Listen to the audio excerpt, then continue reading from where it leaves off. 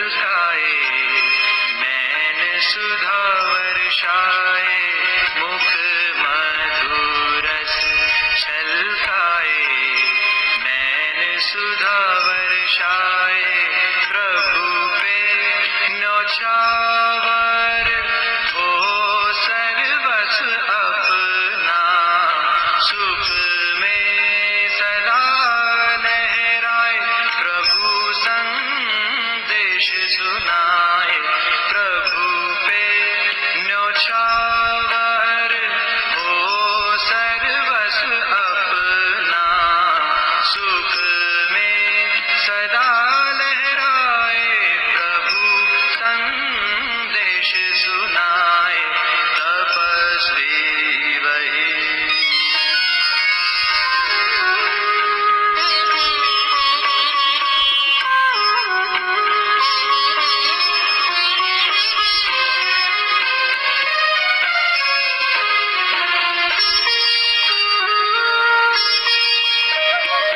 अपने स्वमान के आसन पे रह के, खुद पे करे जो अनुशासन,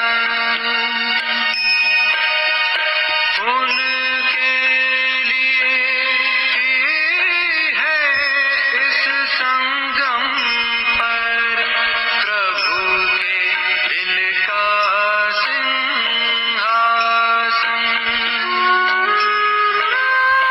अपने स्वमान के आसन पे रह के, खुद पे करे जो अनुशासन, उनके लिए ही है इस संगम पर प्रभु के दिल का सिंहासन।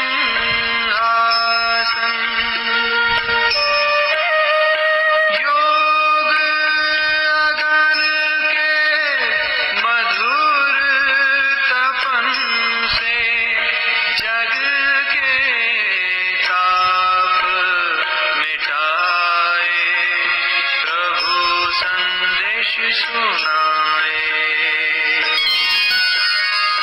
तपस्वी वही, तपस्वी वही, जिनके अंग अंग हो शीतल, मुख मधुरस छलकाए, नैन सुधा वर्षाए, प्रभु पे न्योछावर हो सर्वस अपना, सुख में सदा लहराए, प्रभु संदेश सुनाए, तपस्वी वही।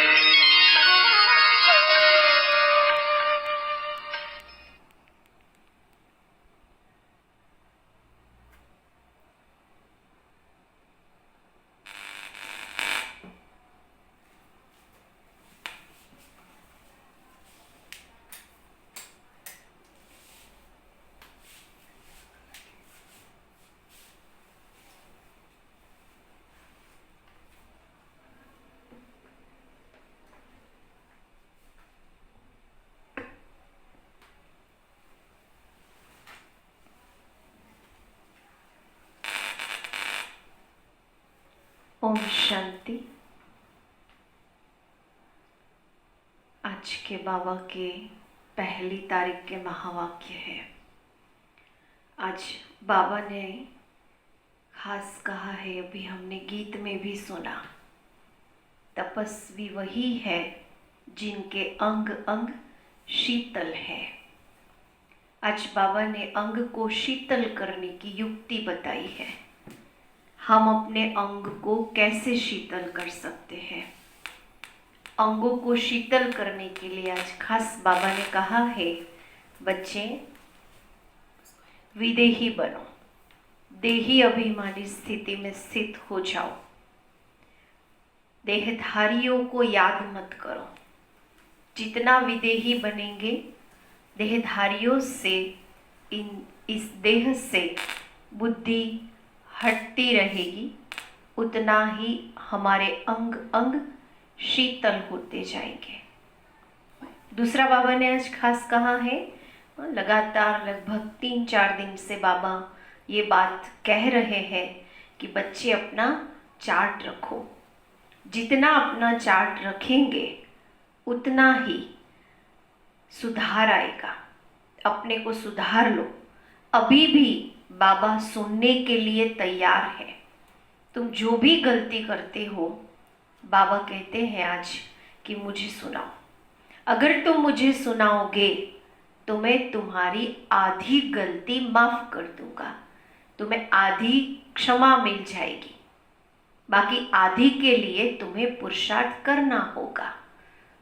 बाबा ने आज कहा है, मैं कृपा नहीं करता हूँ, मैं आशीर्वाद नहीं देता हूँ, लेकिन तुम अगर गलती करते हो और सच सुनाते हो तो ये मेरी कृपा नहीं है, लेकिन तुमने सच सुनाया इसलिए मैं तुम्हें माफ़ कर देता हूँ आधा।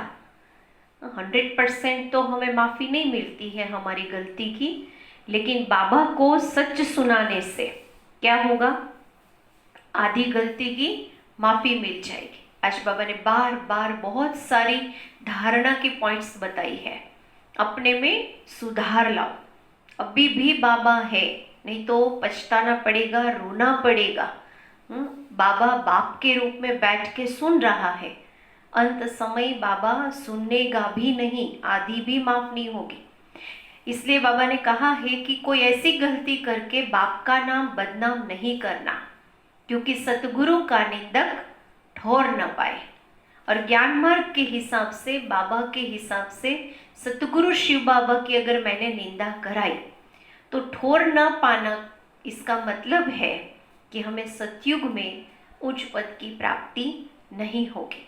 कल की मुरली में भी बाबा ने ये बात अंडरलाइन कराई थी कि दास दासी बनने से तो अच्छा है कि साहूकार प्रजा बनना। तो ऐसी कोई गलतियां हमारे से न हो जाए, उसके लिए क्या करना पड़ेगा? बाबा तो कहते सुधरो, अपनी गलती को सुधारो। अगर कोई गलती हो जाए मुझे सच बता दो, मैं तुम्हें माफ कर दूंगा। लेकिन इसका और भी एक तरीका है। एक तो बाबा को सुना दिया, लेकिन ये तब सुनाना पड़ा जब मेरे से गलती हुई। लेकिन गलती ही ना हो उसके लिए भी बाबा कितने दिन से हमें ये शिक्षा दे रहे हैं कि बच्चे रोज अपना पोतामेल रखो, रोज अपना चार्ट रखो। तुम जितना अपना चार्ट रखोगे तो तुम्हें पता चलेगा कि मेरे से क्या गलती हुई है। ये बाबा ने कहा है आज, अंडरलाइन बात है। और एक बात योग के लिए है जो बाबा को याद करना है। देही अभिमानी बनना है, विदेही बाप को याद करना है, जो हमें मदद करेगा गलती को सुधारने में। क्योंकि जितना देह भान और देह अभिमान में हम रहते हैं, हमारे से गलतियां होती रहती है। तो बाबा ने एक युक्ति तो बताई है, चार्ट रखो। दूसरी युक्ति बताई है, विदेही बनने का अभ्यास करो। जितना तुम विदेही बनोगे, तुम्हारे अंग अंग शीतल होंगे, पवित्र होंगे, तो तुम्हारे अंग से गलतियां नहीं होगी। ये भी आज बाबा ने इनडायरेक्ट हमें ये युक्ति बताई है। तो शीतल अंग करने हैं। आज बाबा ने खास कहा है, देखो देवताओं के एक एक अंग को शीतल कहा गया है, पवित्र कहा गया है। दुनिया में भी देवताओं के एक एक अंग के पीछे क्या लगता है? शीतलता या पवित्रता की निशानी है कमल। तो एक एक अंग के पीछे कमल शब्द का प्रयोग किया जाता है। चरण कमल, नयन कमल, हस्त कमल, मुख कमल, नाभि कमल। तो ऐसे ही बाबा ने कहा तुम्हारे एक एक अंग को संगम युग में तुम्हें पवित्र करना है, शीतल बनाना है। तो उसके लिए है बाबा की याद और विदेही बनने का अभ्यास। तो ये दो युक्ति है आज अपनी अंग को शीतल बनाना और गलतियों को सुधारने की। तो आज हम उन शिक्षाओं को बाबा के महावाक्यों में जरूर सुनते हैं। बाबा ने आज 1 तारीख के महावाक्य है आज बाबा ने कहा है, मीठे बच्चे अनेक देहधारियों से प्रीत निकाल, एक विदेही बाप को याद करो तो तुम्हारे सब अंग शीतल हो जाएंगे। आज का प्रश्न बाबा ने पूछा है, जो देवी कुल की आत्माएं हैं उनकी निशानी क्या होगी? जो देवी कुल की आत्माएं हैं उनकी निशानी क्या होगी? बाबा ने 4 निशानियां बताई है। बाबा ने पहला कहा है, देवी कुल वाली आत्माओं को इस पुरानी दुनिया से सहज ही वैराग होगा। उसे ये दुनिया खींचेगी नहीं, उन्हें सहज वैराग होगा। दूसरी निशानी बाबा ने बताई है, उनकी बुद्धि बेहद में होगी। शिवालय में चलने के लिए वह पावन फूल बनने का पुरुषार्थ करेंगे। तीसरा बाबा ने कहा है, कोई आसुरी चलन नहीं चलेंगे। चौथा, अपना पोता मिल रखेंगे कि कोई आसुरी कर्म तो नहीं हुआ। बाप को सच सुनाएंगे। ये देवी कुल की आत्माओं की निशानी है, कुछ भी छिपाएंगे नहीं। आज का गीत है, न वह हमसे जुदा होंगे। बाबा हमारे दिल से कभी जुदा नहीं हो सकता और हमारे दिल से बाबा के प्रति प्यार निकल नहीं सकता। ओम शांति। अभी यह है बेहद की बातें, हद की बातें सब निकल जाती। दुनिया में तो अनेकों को याद किया जाता है, अनेक देहधारियों से प्रीत है। विदेही एक ही है जिसको परम पिता परमात्मा शिव कहा जाता है। तुम्हें अब उनके साथ ही बुद्धि का योग जोड़ना है। अनेकों से बुद्धि हटाकर एक से बुद्धि योग लगाना है। कोई देहधारी को याद नहीं करना है। घर में बैठे हैं, फ्री है, वर्तमान समय की परिस्थिति के हिसाब से तो संबंधी याद न आए, चाहे कितने भी दूर है, लेकिन बाबा कहते हैं देहधारी को भूल जाओ, बाप को याद करो। आज बाबा ने खास देहधारी को याद करने के कुछ और एग्जाम्पल दिया है। बाबा ने आज कहा है, ब्राह्मण आदि खिलाना, ये सब हुई कलयुग की रस्म रिवाज। वहां की रस्म रिवाज और यहाँ की रस्म रिवाज बिल्कुल अलग है। यहाँ कोई भी देहधारी को याद नहीं करना है। कल भी खान पान के लिए कहा था, खान पान को शुद्ध करना है, परहेज रखनी है। तो ब्राह्मणों को नहीं खिलाओ, बाबा कहते किसे प्यार से खिलाओ? बाबा को खिलाओ। विदेही को खिलाओ, उनको ऑफर करो। बाबा ने आज कहा तुम्हें यहाँ कोई देहधारी को याद नहीं करना है। जब तक वह अवस्था आए तब तक पुरुषार्थ चलता रहता है। कब तक करना पड़ेगा पुरुषार्थ? जब तक मेरी वो अवस्था न हो जाए कि मुझे कोई भी देहधारी याद ना आए। बाप कहते हैं जितना हो सके पुरानी दुनिया के जो होकर गए हैं या जो है उन सब को भूल जाना है। जो है या जिन्होंने शरीर छोड़ दिया, होके गए, सबको भूलो। रात दिन बुद्धि में यही चले, किसको क्या समझाना है। सबको बताना है कि आकर वर्ल्ड के पास्ट प्रेजेंट फ्यूचर को समझो, जिसको कोई भी नहीं जानते। पास्ट अर्थात कब से शुरू हुई, प्रेजेंट माना अब क्या है। शुरू हुई है सतयुग से, तो सतयुग से लेकर अभी तक, और फ्यूचर क्या होना है दुनिया तो बिल्कुल नहीं जानती है। आज बाबा ने कहा है तुम बच्चे जानते हो इसलिए चित्र आदि भी बनाते हो। हम तो चित्र से ही सिद्ध करते हैं ना पास्ट प्रेजेंट और फ्यूचर क्या है। बाबा कहते हैं यह है बड़ा बेहद का नाटक। इस नाटक की आदि कहाँ से अंत कहाँ तक, ये नाटक के द्वारा हम बताते पास्ट प्रेजेंट और फ्यूचर। वह झूठे हद के नाटक तो बहुत बनाते हैं। स्टोरी बनाने वाले अलग होते हैं और नाटक की सीन सीनरी बनाने वाले दूसरे होते हैं। यह सारा राज अभी तुम्हारी बुद्धि में है। अभी जो कुछ देखते हो वह नहीं रहेगा। कभी कभी उस सीन को सामने लाओ, प्रैक्टिकल में देखो, जो भी मुझे दिखाई दे रहा है ये कुछ बचने वाला नहीं, ये भी जाएगा, ये भी जाएगा, ये भी जाएगा, ये भी जाएगा, मैं भी नहीं बचूंगी, मेरा देह भी थोड़ा बचने वाला है, मुझे भी जाना है, सब कुछ नष्ट होना है, ये देह भी तो दिखाई देती है। बाबा कहते हैं ये प्रैक्टिस करो कि मैं जो कुछ भी देख रही हूँ सब कुछ खत्म होने वाला है, तो तुमको सत्युगी दुनिया की सीन सीनरी बहुत अच्छी दिखलानी पड़े। जैसे बाबा ने आज एग्जाम्पल दिया है, कहाँ कहाँ का एग्जाम्पल बाबा हमेशा देते हैं, अजमेर का। अगर जो कुछ देख रहे हैं खत्म होने वाला है तो आने वाली दुनिया कैसी होगी वो भी स्पष्ट करना है। तो बाबा ने कहा है कि तुम्हें फिर सत्युगी सीनरी कैसे दिखानी है। जैसे अजमेर में सोनी द्वारिका है, बहुत अच्छी है, हमने देखा पूरा एक बहुत बड़ा कमरा बनाया है और उस कमरे को पूरा गोल्डन, हर चीज, पुष्पक विमान, महल, सब कुछ सोने का, गोल्डन कलर का, बहुत सुंदर दृश्य है वो। बाबा हमेशा याद करते हैं जैसे अजमेर में सोनी द्वारिका है तो उसमें भी सीन सीनरी लेकर, उससे भी ले सकते हैं, हाँ, नई दुनिया अलग बनाकर फिर दिखाओ। ये एक आधार, कैसी होगी वो दुनिया, तो बाबा ने उसके लिए कहा कि वहां से भी आप सीनरी ले सकते हो।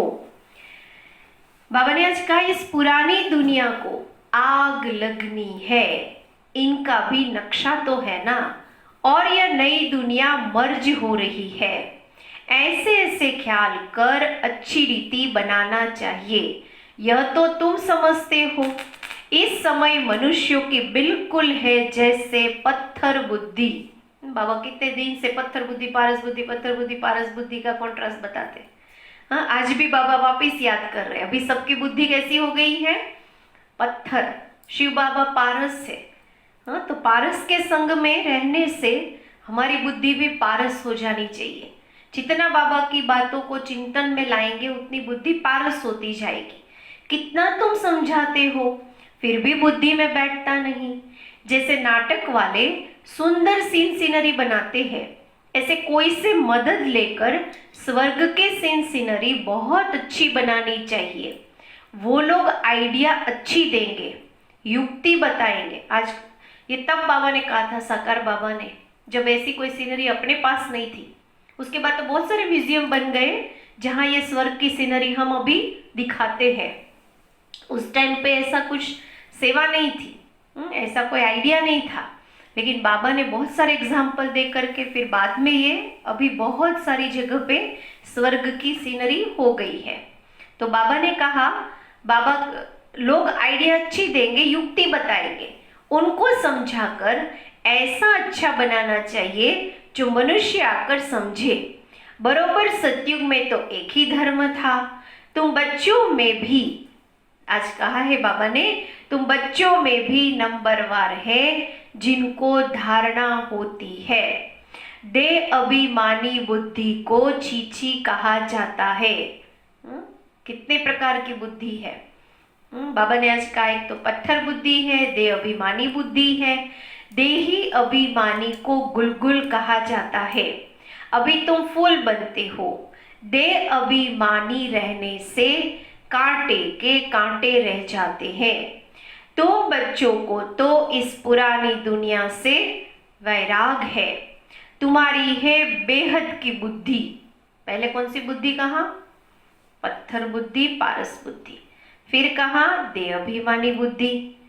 फिर कहा आज बाबा ने अभी बेहद की बुद्धि। अब हर बुद्धि के पीछे राज है, सोचना। हाँ, बाबा ने बुद्धि के पीछे क्या कहा, पत्थर बुद्धि किसे कहेंगे, देह अभिमानी बुद्धि किसे कहेंगे, बेहद की बुद्धि किसे कहेंगे, पारस बुद्धि किसे कहेंगे। हमको इस वेश्यालय से बड़ी नफरत है। अभी हम शिवालय जाने के लिए फूल बन रहे हैं। बनते बनते भी अगर कोई ऐसी खराब चलन चलते हैं तो समझा जाता है इनमें अभी भूत की प्रवेशता है। एक ही घर में पति हंस बन रहा है, पत्नी नहीं समझती है तो डिफिकल्टी होती है, सहन करना पड़ता है। समझा जाता है इनकी तकदीर में नहीं है। सब तो देवी कुल के बनने वाले नहीं है ना, क्यों उनकी बुद्धि में नहीं बैठता है? बाबा ने आज कहा कि सब थोड़ी सतयुग में जाएंगे, देवी कुल में आएंगे, जो बनने वाले होंगे वही बनेंगे। बहुतों की चलन, खराब चलन की रिपोर्ट्स भी आती है। यह आसुरी गुण है, इसलिए बाबा रोज समझाते हैं। इस आसुरी चलन को सुधारने के लिए आज की बाबा की अंडरलाइन बात कौन सी है धारणा की? बाबा रोज समझाते हैं, अपना पोता मेल रात को देखो कि आज कोई भी आसुरी काम तो हमने नहीं किया। बाबा कहते हैं, सारी आयु में जो भूल की है वह बताओ।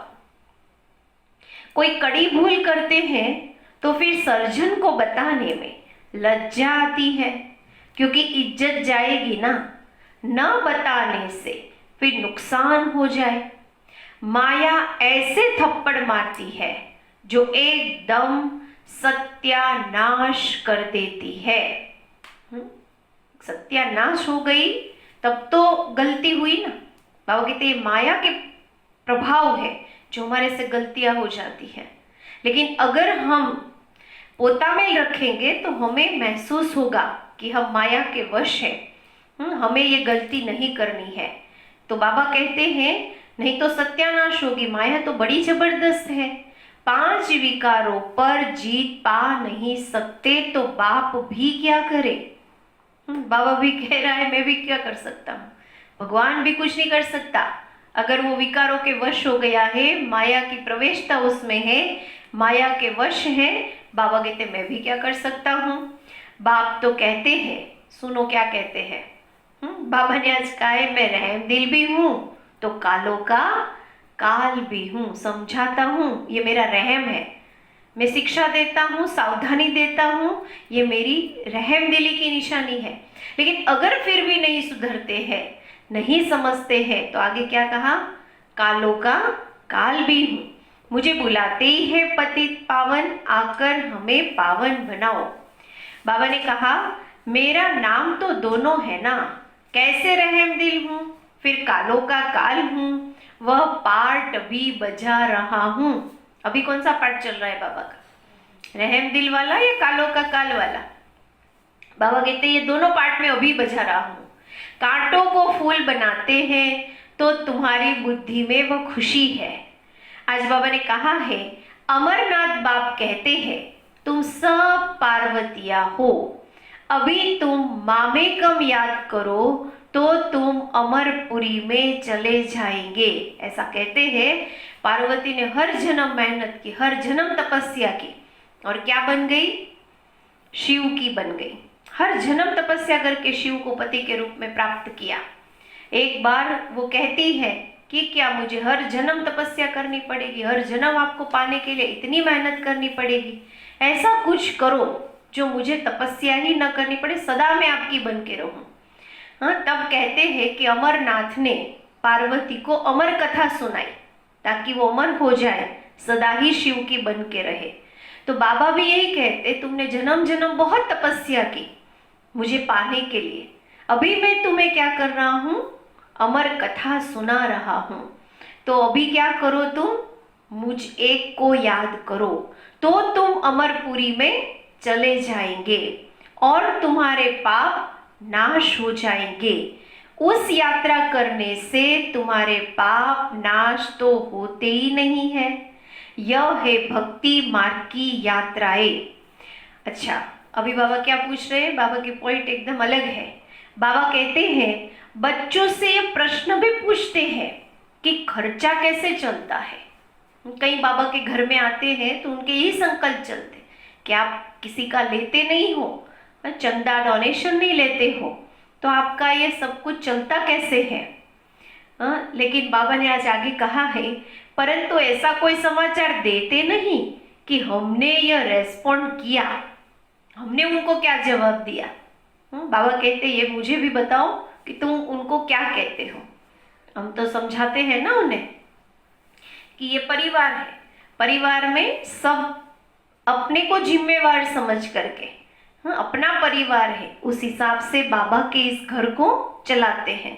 सब अपना अपना सहयोग बाबा के घर में खुद करते हैं अपनी स्वेच्छा से।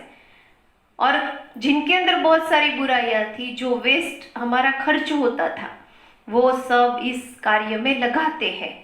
तो बाबा कहते हैं उन्हें समझाना है कि कैसे यह खर्चा चलता है।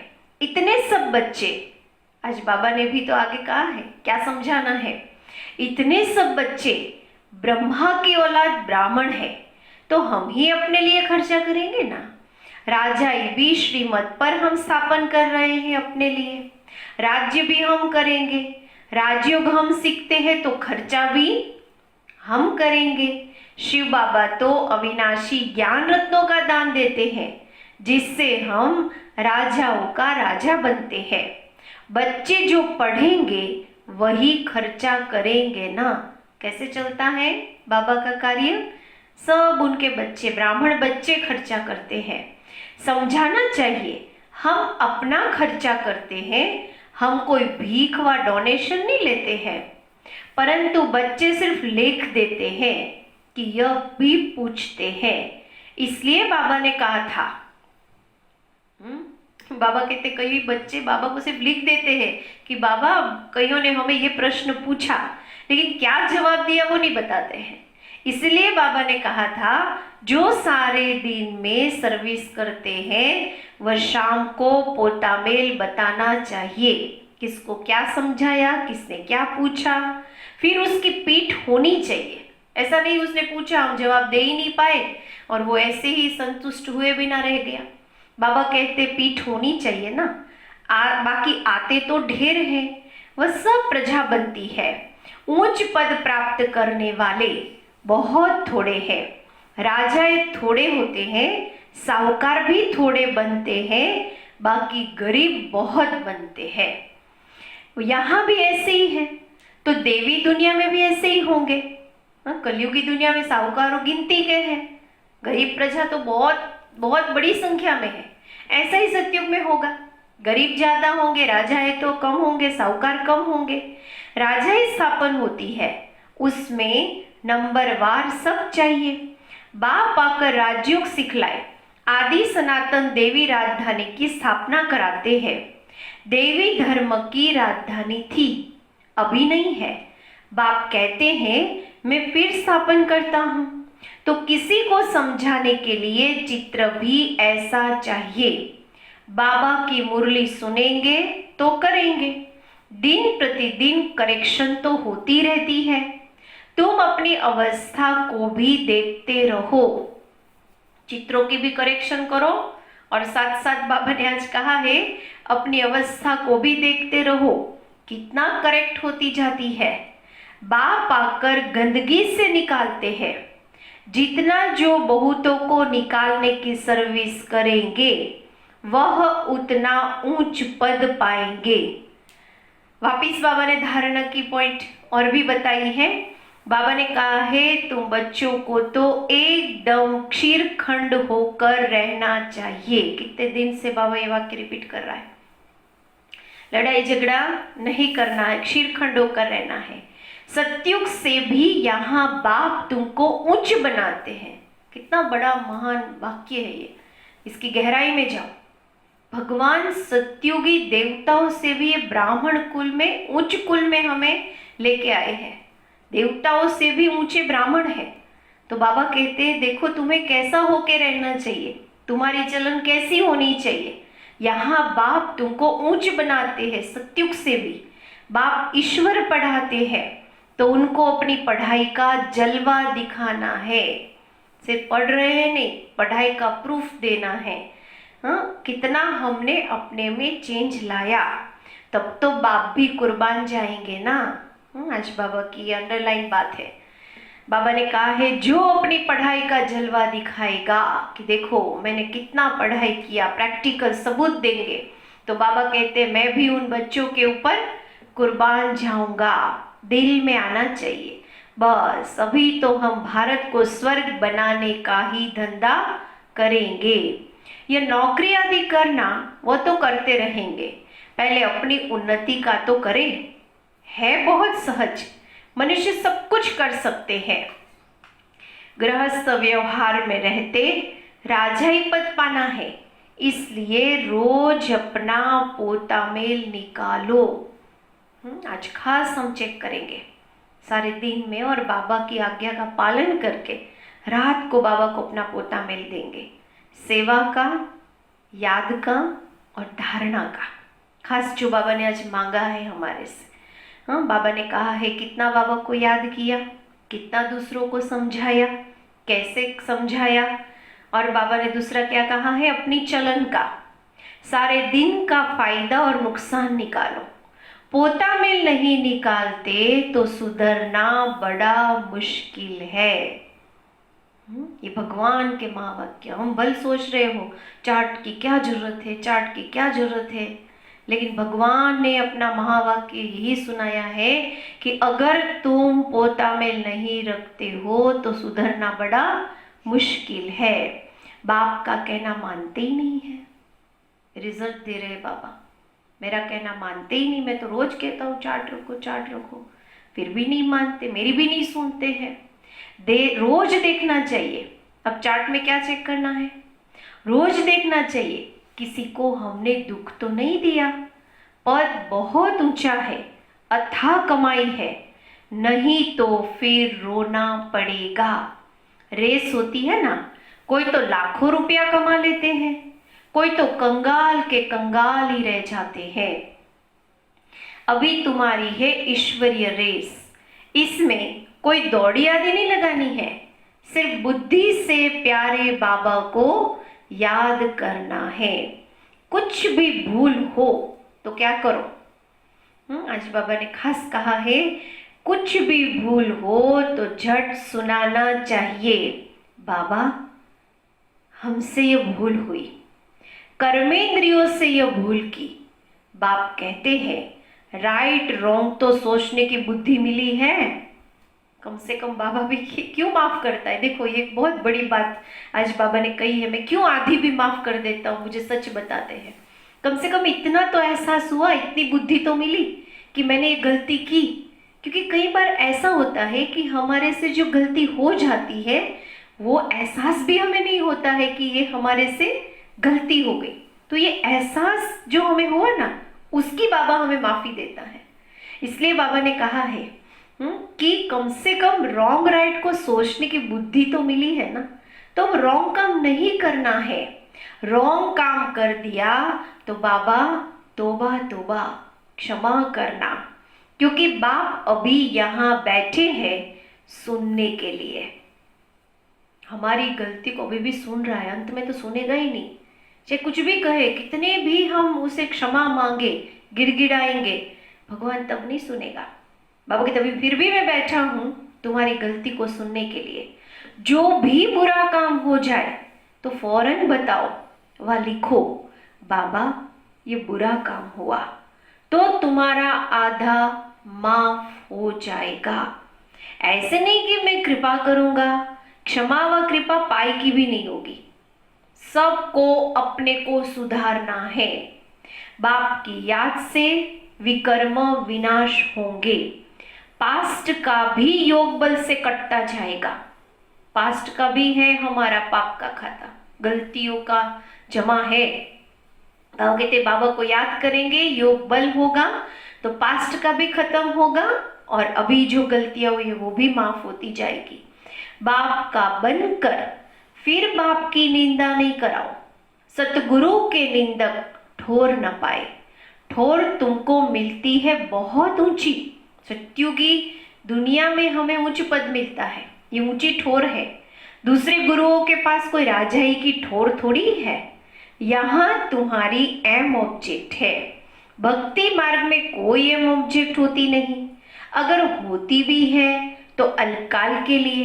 कहाँ 21 जन्म का सुख, कहाँ पाए पैसे का थोड़ा सुख। ऐसे नहीं धन से सुख होता है, दुख भी तो कितना होता है। बाबा कहते अच्छा समझो धन है, क्या सुख मिलेगा। बाबा ने एक एक बात समझाई है। बाबा ने आज कहा है अच्छा समझो, कोई ने हॉस्पिटल बनाई, बहुत धन है, हॉस्पिटल खोली तो दूसरे जन्म में रोग कम होगा। ऐसे तो नहीं कि पढ़ाई जास्ती मिलेगी, एक सुख मिलेगा, धन से जो अच्छे कार्य किए होंगे उसी का रिटर्न उस हिसाब से मिलेगा। बाबा ने आज कहा ऐसा नहीं कि पढ़ाई अच्छी मिलेगी, धन भी जास्ती मिलेगा। उसके लिए तो फिर सब कुछ करो। कोई धर्मशाला बनाते हैं तो दूसरे जन्म में महल मिलेगा, ऐसे नहीं कि वो तंदुरुस्त रहेगा। हॉस्पिटल खोली तो तंदुरुस्त रहेगा, धर्मशाला खोली तो बहुत अच्छा घर मिलेगा बड़ा। बाबा कहते हैं तो बाप कितनी बातें समझाते हैं, कोई तो अच्छी रीति समझकर समझाते, कोई तो समझते ही नहीं है।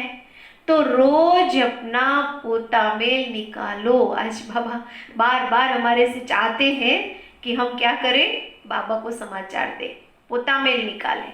आज क्या पाप किया, इस बात में मैं फेल हुआ, बाप राय देंगे तो ऐसा काम नहीं करना चाहिए। तुम जानते हो हम तो अब स्वर्ग में जाते हैं, बच्चों को खुशी का पारा नहीं चढ़ता है। भगवान पढ़ा रहा है, समझा रहा है, फिर भी खुशी का पारा नहीं चढ़ता है। बाबा को कितनी खुशी है, कौन से बाबा को, ब्रह्मा बाबा को कौन सी खुशी है। देखो आगे बाबा ने सुनाया, मैं बूढ़ा हूँ, यह शरीर छोड़कर हम प्रिंस बनने वाला हूँ। ऐसा कहते हैं कि जब ये बात बाबा सुनाता था तो बाबा जैसे एकदम छोटे बच्चे के रूप में एक्टिंग करता था। बाबा कहते हैं कि उसे बहुत खुशी होती थी कि अभी मैं बूढ़ा हूँ, कल जाके मैं एक कृष्ण बनने वाला हूँ, विष्णु बनने वाला हूँ, प्रिंस बनने वाला हूँ। तुम भी पढ़ते हो तो खुशी का पारा तो चढ़ना चाहिए ना। परंतु कारण आज बाबा ने कहा है, परंतु बाप को याद ही नहीं करते हैं। बाप कितना सहज समझाते हैं, हिंदी में समझाते हैं, सहज भाषा में समझाते हैं। वह अंग्रेजी आदि पढ़ने में माथा कितना खराब होता है। बाबा के आज अंग्रेजी नहीं अच्छी लगी। बाबा कहते सबसे सहज भाषा कौन सी है, हिंदी। बाबा कहते वो सब में मैं नहीं समझाता, अंग्रेजी आदि में, उसमें भी माथा खराब होता है। बाबा ने आज कहा है बहुत डिफिकल्टी होती है, यह तो बहुत सहज है। इस रूहानी पढ़ाई से तुम शीतल बन जाते हो। इसमें तो सिर्फ बाप को याद करते रहो तो एकदम शीतल अंग हो जाएंगे। शरीर तो तुमको है ना, शिव बाबा को तो शरीर नहीं है, अंग है श्री कृष्ण को, उनके अंग तो शीतल है ही, इसलिए तो उनका नाम रख दिया है। अब उनका संग कैसे करें, कृष्ण का संग करने के लिए हमें भी उसके जैसे अंग बनाने पड़ेंगे। उनके अंग शीतल है तो हमें भी तपस्या करके अपने अंग को शीतल बनाना होगा। वह तो होता ही है सतयुग में, उसके भी ऐसे शीतल अंग किसने बनाए, यह तुम अभी समझते हो। तो अब तुम बच्चों को भी इतनी धारणा करनी चाहिए, लड़ना झगड़ना बिल्कुल नहीं है, सच बोलना है। झूठ बोलने से सत्यानाश हो जाती है। हाँ, पोता में लिखो सच्चा सच्चा, बाबा को सब बात सच्ची बताओ, दिल से रियलाइज करे बाबा के सामने बैठकर। बाबा कहते मैं आधा माफ कर दूंगा। बाप तुम बच्चों को ऑलराउंड सब बातें समझाते हैं। चित्र भी अच्छे अच्छे बनाओ जो फिर सबके पास जाए। अच्छी चीज देखकर कहेंगे चलकर देखो। समझाने वाला भी होशियार चाहिए। आज बाबा ने कहा है सर्विस करना भी सीखना है ना। देखो आज किसके ऊपर बाबा ने सारी जिम्मेवारी डाली है। बाबा ने कहा है अच्छी ब्राह्मणियां भी चाहिए जो आप समान बनाए। जो आप समान मैनेजर बनाती है उन्हें अच्छी ब्राह्मणी कहेंगे, वह पद भी ऊंचा पाएगी। देखा बाबा ने क्या कहा है, सारी जिम्मेवारी किसके ऊपर है, ब्राह्मणियों के ऊपर। अगर ब्राह्मणियां सबको आप समान बनाती है, अपने जैसा ज्ञान सुनाने वाला बनाती है, तो वह अच्छी ब्राह्मणी है, तो उसका पद भी बहुत ऊंचा होगा। बेबी बुद्धि भी ना हो। देखो अभी कौन सी बुद्धि आई, पहले कौन सी बुद्धि थी, देही अभिमानी बुद्धि, फिर कहा पत्थर बुद्धि, फिर कहा पारस बुद्धि, फिर कौन सी बुद्धि कहा था? अभी बाबा ने कहा है बेबी बुद्धि। कितने प्रकार की बुद्धि? बीच वाली एक बुद्धि और भी कही थी बाबा ने। अभी तो अगर तुम उच्च पद नहीं पाते हो, नहीं पा सकते हो, जब तक तुम दूसरों को आप समान नहीं बनाते हो, तो तुम्हारी बुद्धि कैसी है? बेबी है। बाबा कहते बेबी बुद्धि भी तो ना हो, नहीं तो उठा कर ले जाएंगे। ब्राह्मणियों को कैसा बनना है? बाबा कहते होशियार बनना है, अच्छा बनना है, समझदार बनना है, नहीं तो दुनिया में कोई उठा के ले जाएंगे। रावण संप्रदाय है ना, ऐसी ब्राह्मणी तैयार करो जो पीछे सेंटर संभाल सके। अच्छा, मीठे मीठे सिकिलधे बच्चों प्रति माता पिता बाप दादा का याद प्यार और गुड मॉर्निंग। रूहानी बाप की रूहानी बच्चों को नमस्ते। हम रूहानी बच्चों की रूहानी बाप को नमस्ते। शुक्रिया बाबा, शुक्रिया आपका पद्मा पदम, शुक्रिया। तो आज बाबा ने अंडरलाइन बातें कितनी सारी बताई, सावधानी कितनी दी, शिक्षाएं कितनी सारी दी। बाबा ने खास का अपने को चेक करो, अपना पोता मेल निकालो रात को सोते हुए। कई हैं जो बाबा के सुनते ही नहीं है। बाबा कहते अगर अपनी उन्नति करनी है, उच्च पद पाना है, तो पोता मेल तो निकालना ही पड़ेगा। आज के मुख्य सार में बाबा ने क्या कहा है? बाप को अपनी पढ़ाई का जलवा दिखलाना है, भारत को स्वर्ग बनाने के धंधे में लग जाना है, पहले अपनी उन्नति का ख्याल करना है। क्या करना है? पहले अपनी उन्नति का ख्याल करो, भारत को स्वर्ग बनाने का धंधा भी करो, अपने को भी सुधारो, चीरखंड होकर रहना है। दूसरे पॉइंट है, बाबा ने कहा है कोई भी भूल हो तो बाप से क्षमा लेकर स्वयं ही स्वयं को सुधारना है। बाप कृपा नहीं करते, बाप की याद से विकर्म काटने हैं। निंदा कराने वाला कोई कर्म नहीं करना है। आज का वरदान है, बाबा ने कहा है अपनी पावरफुल स्टेज द्वारा सर्व की शुभकामनाओं को पूर्ण करने वाले महादानी भव। क्या करना है? आज बाबा ने कहा है महादानी बनना है। जिन आत्माओं की अच्छी कामनाएं हैं उसे क्या करना है? पूर्ण करना है। लेकिन वो कब कर सकेंगे? जब हमारी स्टेज पावरफुल होगी। आज बाबा ने खास कहा है पीछे आने वाली आत्माएं थोड़े में ही राजी होगी, क्योंकि उनका पार्टी कणा दाना लेने का है। उसे थोड़ी सी शांति मिल गई, थोड़ी सी खुशी मिल गई और बहुत खुश हो जाएगी, क्योंकि उनका पार्टी कितना है? थोड़ा लेने का। तो ऐसी आत्माओं को उनकी भावना का फल प्राप्त हो, कोई भी वंचित न रहे, इसके लिए अभी से अपने में सर्व शक्तियां जमा करो। जब आप अपनी संपूर्ण पावरफुल महादानी स्टेज पर स्थित होंगे तो किसी भी आत्मा को अपने सहयोग से महादान देने के कर्तव्य के आधार से शुभ भावना का स्विच ऑन करते ही नजर से निहाल कर देंगे। उनकी कामना और हमारी भावना, जब वो कामना रखेगा कि मुझे शांति मिले, और हम वो भावना पैदा करेंगे अपनी उचित स्थिति के द्वारा कि हर आत्मा को शांति मिले। जैसे ही हमने भावना का स्विच ऑन किया और वो आत्मा हमें देखते ही क्या हो जाएगी? एकदम शांत हो जाएगी, उसे इतनी शांति की अनुभूति होगी। तो बाबा कहते हैं कि इतना अपने अंदर वो शक्तियां जमा करो, तो यहाँ स्विच ऑन हुआ और वहां उस आत्मा को उस चीज की प्राप्ति हो जाएगी। तो उनकी कामनाओं को हमें शुभ भावनाओं से, दुआओं से क्या करना है? महादानी बन करके पूर्ण करना है, नजर से निहाल करना है। आज का स्लोगन है, बाबा ने कहा है सदा ईश्वरीय मर्यादाओं पर चलते रहो, सदा ईश्वरीय मर्यादाओं पर चलते रहो तो मर्यादा पुरुषोत्तम बन जाएंगे, तो मर्यादा पुरुषोत्तम बन जाएंगे। हाँ, पहले चेक करना आज का चिंतन ईश्वरीय मर्यादाएं क्या है, उसे सोचना, क्योंकि जब तक हम उन मर्यादाओं पे नहीं चलेंगे हम मर्यादा पुरुषोत्तम नहीं बन सकेंगे। इसलिए चार्ट रखना है, चेक करना है और चेंज भी लाना है, तभी हमारे अंग अंग शीतल होते जाएंगे।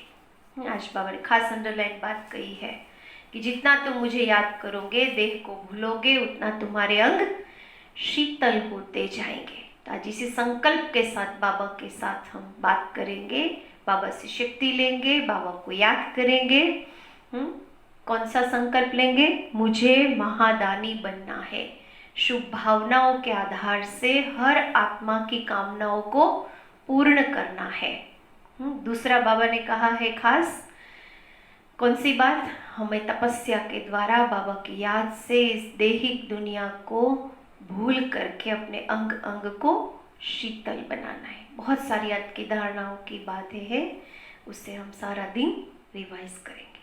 अभी हम प्यार से बाबा को याद करते हैं। ओम शांति।